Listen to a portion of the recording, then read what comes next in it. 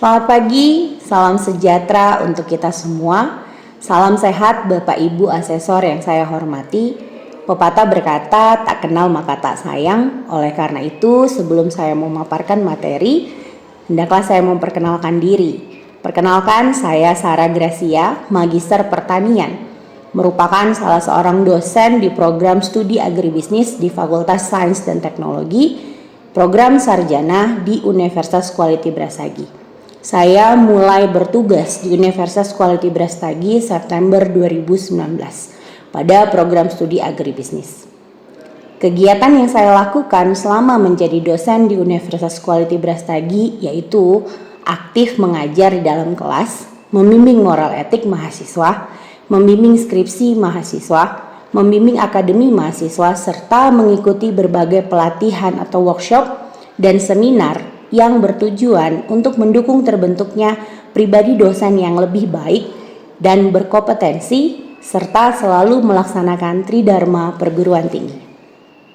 Dalam proses pengajaran, saya menerapkan teknik DAI, Delivery, Interaction, and Assessment, di mana saya menyampaikan materi perkuliahan kepada mahasiswa. Delivery merupakan penyampaian materi pembelajaran, interaction forum diskusi, dan assessment tugas dan kuis. Delivery dapat dilakukan dengan penyampaian bahan pembelajaran melalui PowerPoint, video pembelajaran, modul, dan buku referensi melalui Key Learning. Dan metode daring atau online lainnya melalui Google Meet, Zoom. Interaction dapat dilakukan melalui diskusi berbasis teks pada Key Learning UKIBI serta online lainnya seperti WhatsApp Group, video, dan juga Zoom atau Google Meet. Sedangkan assessment dapat dilakukan melalui tugas dan kuis melalui Key Learning Universitas Quality Brastagi atau online lainnya yang sesuai seperti email. Bobot penilaian yang saya gunakan selama pembelajaran yaitu total nilai 100, di mana pembagiannya yaitu ujian tengah semester berbobot 20%, ujian akhir semester berbobot 25%, tugas berbobot 35%, kehadiran berbobot 10%, dan moral etik berbobot 10%. Dalam kesempatan ini, saya akan memaparkan mata kuliah yang akan saya ampu di program studi agribisnis, program sarjana, yaitu mata kuliah usaha tani 3 SKS, kode mata kuliah MKAG 6104, di mana saya terlebih dahulu akan menyusun RPS yang akan menjadi pedoman usaha tani. Mata kuliah usaha tani yang akan saya bawakan merupakan mata kuliah wajib di program studi agribisnis, program sarjana terdiri dari 3 SKS yang berada di semester 1. Capaian pembelajaran lulusan program studi agribisnis UKIBI Fakultas Sains dan Teknologi UKIBI dibagi menjadi 4 aspek penting, yaitu sikap, pengetahuan, keterampilan umum, dan keterampilan khusus. Materi pembelajaran yang saya sajikan ini mengacu pada capaian pembelajaran lulusan atau CPL dari mata kuliah ini. Dari CPL ini menurun menjadi 3 CPNK utama. CPNK yang pertama, mahasiswa mampu menjelaskan ruang lingkup sosio-biofisik dengan bentuk organisasi dan corak usaha tani serta kedudukan usaha tani dan keterkaitan antara subsistem dalam sistem agribisnis. CPNK kedua, mahasiswa mampu menjelaskan faktor produksi, yaitu unsur pokok usaha tani dan mengaplikasikan prinsip-prinsip ekonomi dalam keputusan penggunaan input secara optimal. CPNK ketiga, mampu mengukur keberhasilan usaha tani melalui analisis pendapatan dan efisiensi serta perencanaan usaha tani. Dan terdapat 14 subcapaian pembelajaran mata kuliah yang dibagi kepada 14 kali pertemuan tatap muka perkuliahan, tidak termasuk ujian tengah semester dan ujian akhir semester. Dan berikut saya tampilkan untuk selengkapnya 14 kali pertemuan sub CPNK.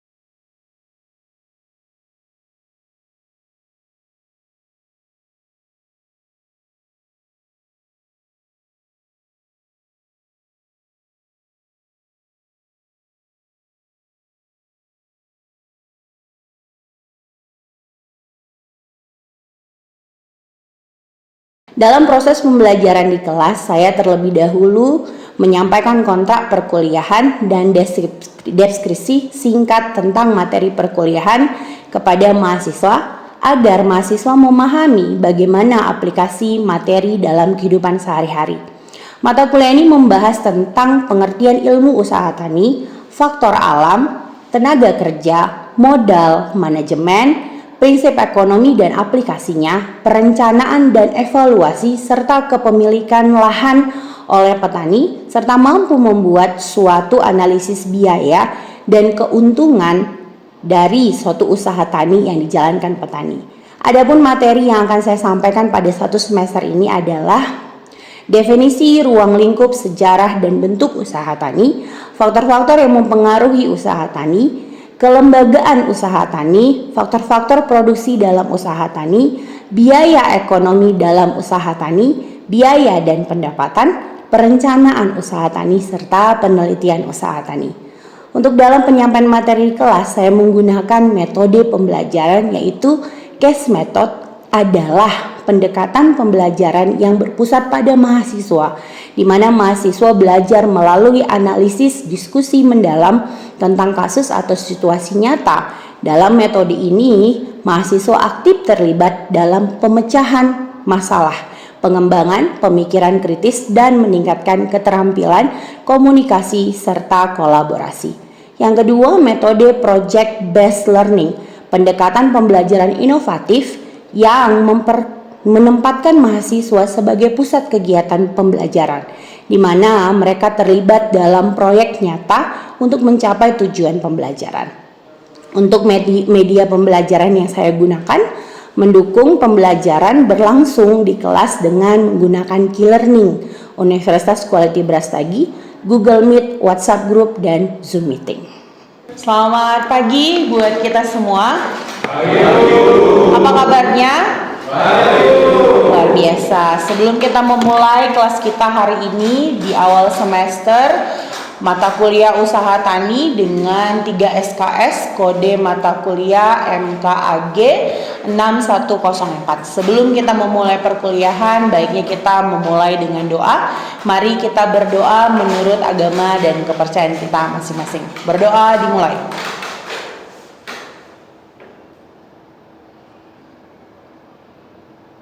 Berdoa selesai.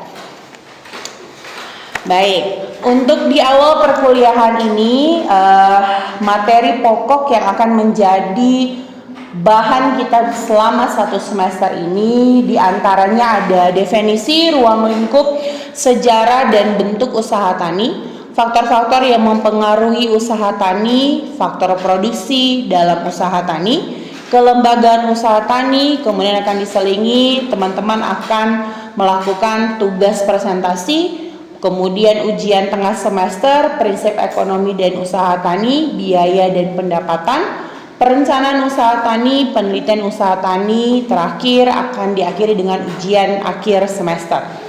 Nah, ini beberapa buku referensi yang saya sediakan. Nanti slide ini akan kalian miliki. Kalian boleh mengambil beberapa buku, baik itu dalam bentuk e-book ataupun hardbook untuk sebagai referensi mata kuliah usaha tani ini.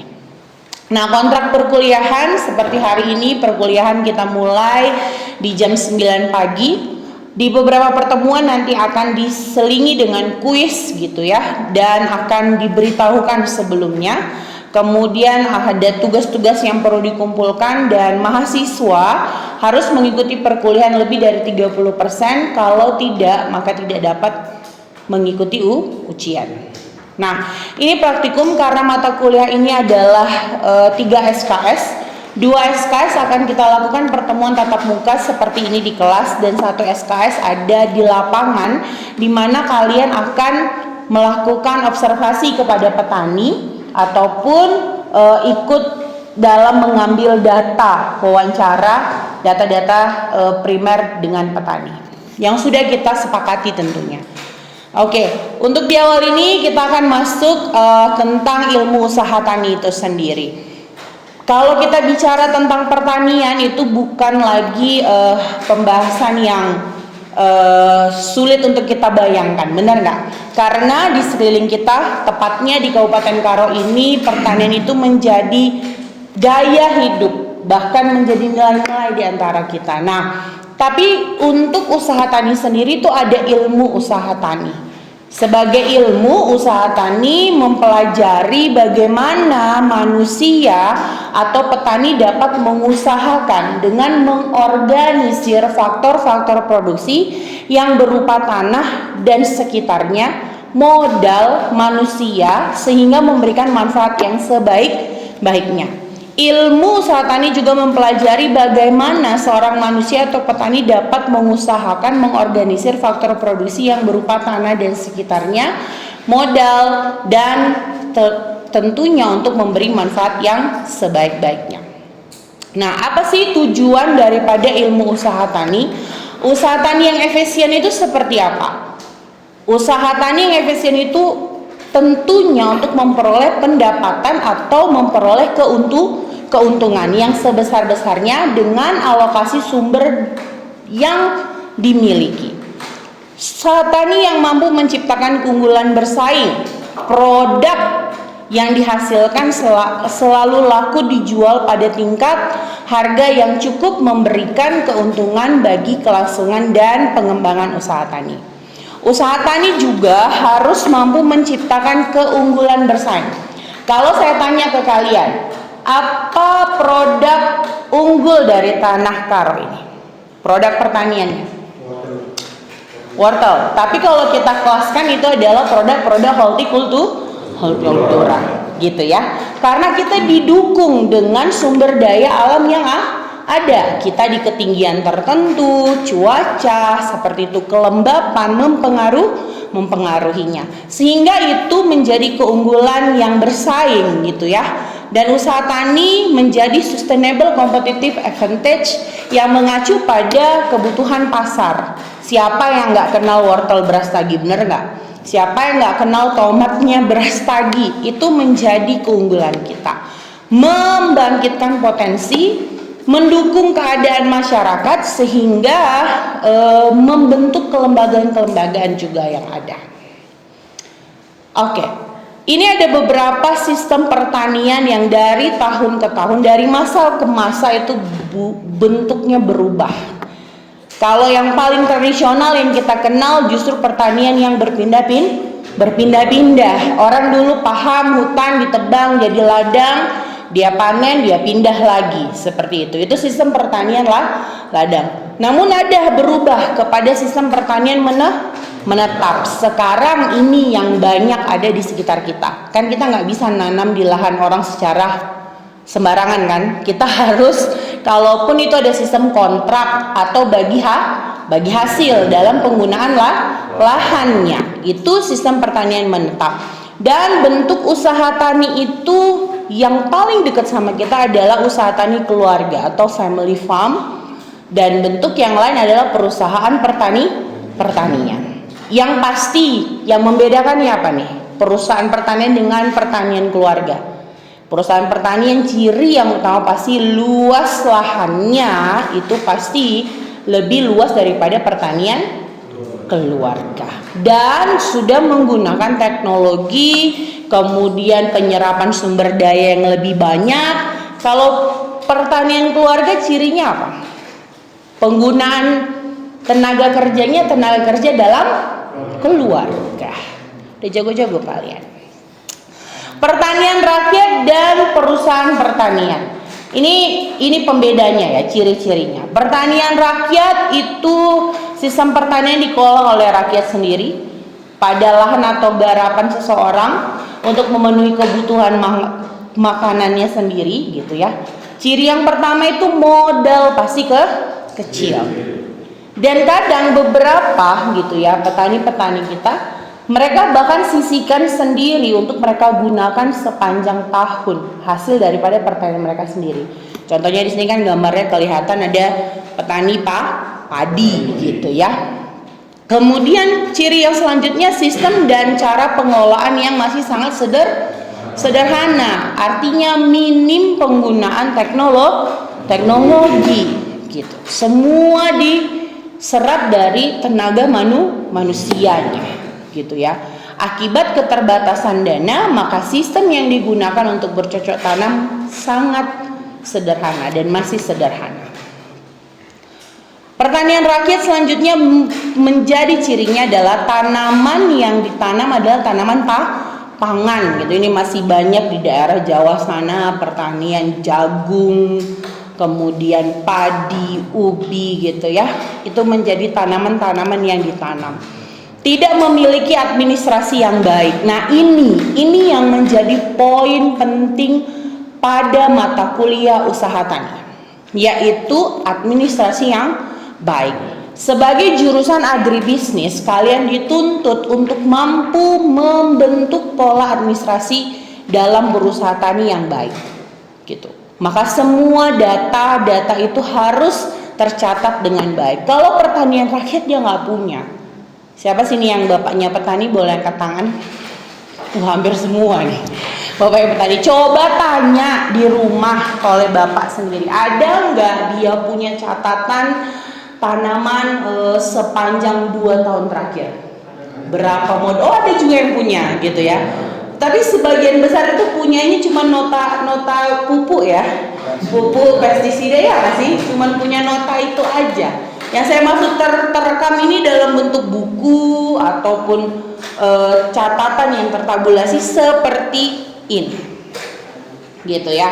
Nah, di sini kelihatan uraiannya, biaya produksi. Nanti ini akan ada lanjutannya, gitu ya. Apa aja sih yang menjadi biaya produksi?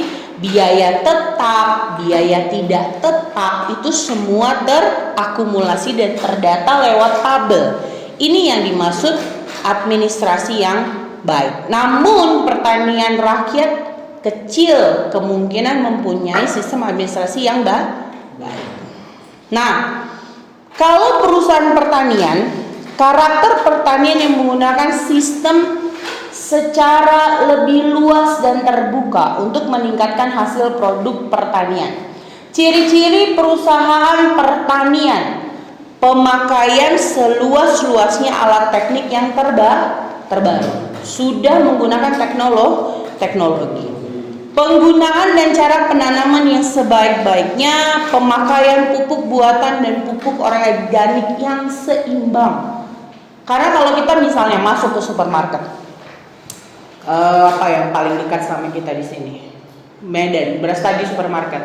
Ada beberapa produk organik, bahkan di labelnya itu dia sudah cantumkan gitu ya. Ini bebas pestisida, penggunaan organik berapa persen, itu sudah ada. Itu kalau dia bentukan pertaniannya sudah dalam perusahaan. Dan tentunya produk yang dihasilkan itu bernilai jual lebih tinggi.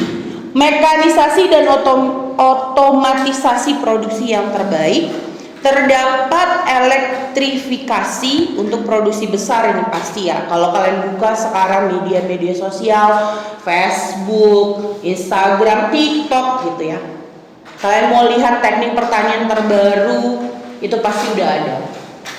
Penerapan baru-baru ini saya buka beberapa hari yang lalu untuk mengatasi kemarau. Ini kan kita lagi masa kemarau ya. Beberapa negara yang sudah canggih pastinya, dia menggunakan apa tuh namanya kain gitu ya, tapi yang berongga, berpori-pori itu di bawah tanamnya, bukan penutup tanaman ya, tapi itu di atas untuk menangkap embun. Jadi ketika pagi itu tinggal dipukul aja atau dilempar, embun akan berubah menjadi air sehingga terjadi penyiraman yang natural gitu. Tapi kita sejauh ini ya pasti akan meningkatkan biaya produksi gitu ya. Nah, ada yang kenal label-label ini, contoh perusahaan pertanian apa yang dekat dengan kalian di sini? Syngenta apa? PMA. Yes, yang lain? Apa yang dekat lagi? Yang ada di Indomaret, bukan jadi iklan ya. Apa yang kira-kira di Indomaret? Garuda Food, Indofood, itu kita gunakan kan? Kita konsumsi bahkan. Itu bagian daripada perusahaan pertanian. pertanian, seperti itu. Kalau ASEAN Agri dia bergerak di perkebunan, kelapa sawit, tebu, gitu ya. Kelapa sawit menghasilkan minyak goreng, tebu itu untuk gula, gitu. Ada juga ASEAN Agri di Siantar itu untuk teh. Ada yang menggunakan, ada dijual di Indomaret kalau kalian mau cari. Sinarmas minyak goreng. Ini contoh perusahaan pertanian. Oke, nah apa yang menjadi pembeda gitu ya usaha tani keluarga dengan perusahaan pertanian tadi sudah saya jelaskan gitu ya. Lihat yang poin ke-6 yang saya headline hari ini. Tujuan akhir. Kalau usaha tani keluarga, pendapatan keluarga, family farm income, hanya itu tujuannya untuk melanjutkan kehidupan. Kira-kira gitu ya kan ya. Syukur-syukur habis masa tanam ini kita bisa beli motor, mobil ya, tinggi ya, motor gitu ya, atau apa bisa nambah tapak berapa meter gitu. Ya sedikit aja cita-citanya. Tapi kalau perusahaan pertanian tujuan akhirnya adalah laba atau keuntungan yang sebesar-besarnya. Bahkan ada yang namanya tujuan perusahaan itu menghasilkan disverifikasi produk. Jadi turunan produk itu lebih banyak dihasilkan. Itu tujuan akhirnya. Nah, perbedaan secara ekonomis usaha tani keluarga dan perusahaan pertanian ini secara tabulasi kelihatan gitu ya. Kalau usaha tani keluarga ya pendapatan, biayanya kelihatan di sana, penyerapan tenaga kerjanya seperti itu. Nanti kalian akan miliki slide ini. Nah, perkembangan pertanian, mata pencarian dalam masyarakat dibagi menjadi 5 golongan. Yang pertama itu pengumpulan, merupakan golongan masyarakat yang melakukan kegiatan mengumpulkan apa yang dihasilkan oleh alam. Mungkin ini udah jarang sih gitu ya. Tapi ada kegiatan yang memang benar-benar dia mengelola pertanian itu. Seperti itu. Harapan saya kalian menjadi pengusaha top pertanian di Tanah Karo. Ya. Jadi jangan langsung buru-buru mau masuk perusahaan-perusahaan yang kita lihat tadi, tapi kelola lahan yang ada. Gitu. Ada banyak referensi yang bisa kalian dapat di media sosial, bagaimana menggunakan lahan sempit, menggunakan pertanian di dinding, udah banyak ya. Pertanian di udara itu semua gitu ya, mungkin untuk kita capai di Tanah Karo ini gitu. Perindustrian, perdagangan dan jasa-jasa lain. Nah, satu yang perlu kalian ingat. Kegiatan usaha tani, kegiatan pertanian di tempat kita ini sangat banyak menyerap tenaga kerja. Banyak sekali. Mungkin orang di luar hanya berpikir pertanian dekat dengan petani. Kalau kita di sini yang sangat bergantung dengan pertanian banyak sekali deh. Tukang sorong, bener nggak? Apalagi bahasanya kalau kita di sini ngumpulin apa tuh? Di roga itu? Tukang bedeng, ternyata itu masih bagian dari tenaga kerja. Tapi maksud saya ada klasifikasi tenaga kerja itu diserap oleh pekerjaan di dunia pertanian dan jasa-jasa lain termasuk di dalamnya, gitu. Dan ini terakhir sejarah perkembangan usaha tani ini akan menjadi tugas kalian di minggu depan. Kalian akan mengumpulkan artikel-artikel untuk bagaimana perkembangan usaha tani di Indonesia.